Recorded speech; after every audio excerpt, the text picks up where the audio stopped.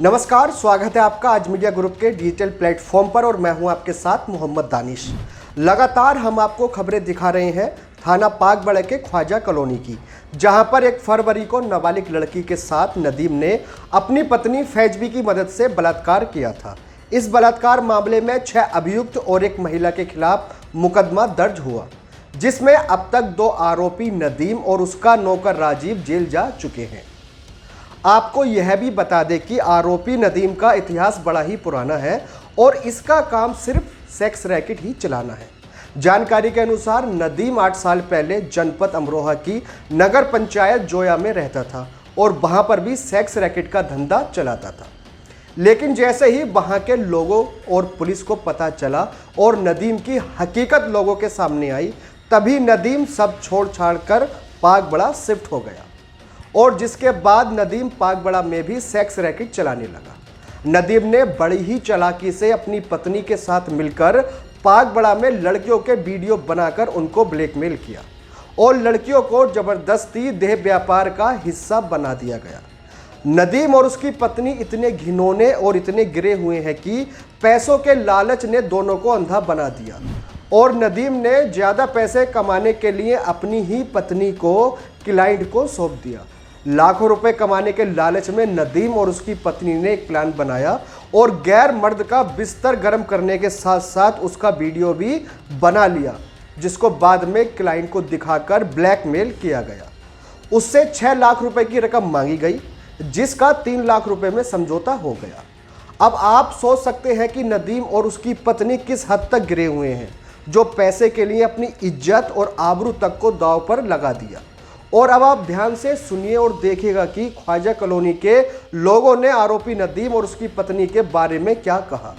जी भाई साहब, आप नदीम के घर के पास ही रहते हैं, काफ़ी सारी बातें जो है वो सुनने में आ रही हैं, क्या ये बातें सच है और आप इन बारे में क्या कहना चाहेंगे, विस्तार से बताइएगा। जी, बात ऐसी है भाई, जो सुना है वो सच है और ये काम जो है करीब 6-7 साल से तो यहाँ पे चल रहा था। उससे पहले जोया में चल रहा था और ये था कि अगर अड़ोस पड़ोस बोलते हैं इस बारे में तो उन्हें जो है इस तरह की परेशानी होती थी। मान लो प्रेशर दिया जाता है या बुरा भला कहा जाता है कि भाई तुम हमारे मामले में क्यों बोल रहे हो। तो वो चीज़ जो है दुखदायक थी और अच्छा नहीं लगा कि तो गलत करो, उसके ऊपर से फिर उसका जवाब देने पे ये जो है जो बोलने वाले वो गलत हो जाते हैं। तो अच्छा, किस तरह का काम चल रहा था गलत काम? करीब जो जैसे मैंने बताया 7-8 साल से मामला जो है यहाँ पे चल रहा था उस वही। अच्छा, खुल के आप इस शब्द का नाम बताइए जो यहाँ पे काम हो रहा था, क्या कहेंगे इस शब्द का नाम? यहाँ पर जो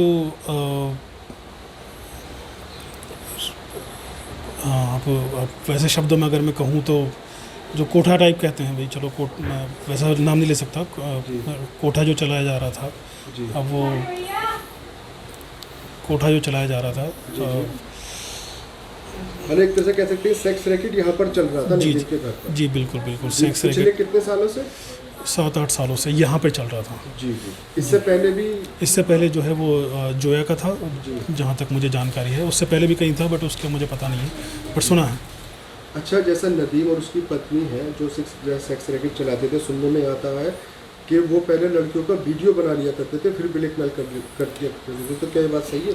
जी, ये बात भी सही है। यहाँ तक कि उन्होंने अपनी वाइफ की वीडियो बना के ब्लैकमेल किया था और उस बंदे से पैसे लिए थे और काफ़ी मोटी रकम उससे ली थी।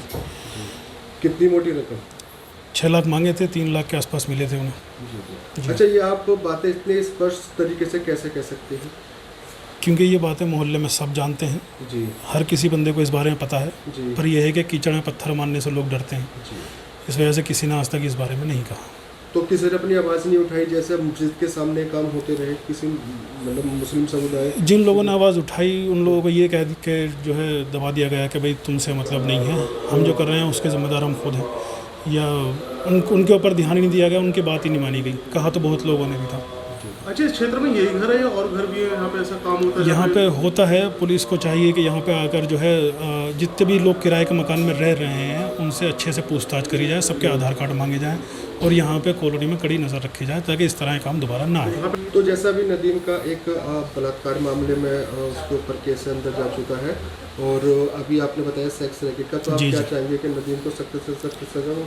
बिल्कुल, जैसे देखिए सर, गलत काम का गलत नतीजा, ठीक है। सज़ा तो खैर अब गलत किया है तो उसमें जाहिर सी बात है सज़ा मिलनी चाहिए। जी, आपका बहुत बहुत शुक्रिया आज मीडिया ग्रुप से बात करने के लिए। Thank you. आपको एक बात और बता दें कि हम उस परिवार के साथ होते हैं जो पीड़ित होता है। हमारे मीडिया ग्रुप ने हमेशा जुल्म के खिलाफ आवाज़ उठाई है, हमेशा हमने सत्य का साथ दिया है और आज यही कारण है कि आज मीडिया ग्रुप आपका अपना पसंदीदा चैनल बनता जा रहा है। हम चाहते हैं कि आप भी आगे बढ़ें, कानून का साथ दें, पुलिस और प्रशासन को सहयोग देते हुए समाज में ऐसी फैलती हुई बीमारी को दूर करें। फिलहाल इस खबर में बस इतना ही। शहर और राज्य की हर छोटी और बड़ी खबर देखने के लिए बने रहिए आज मीडिया ग्रुप के साथ। धन्यवाद।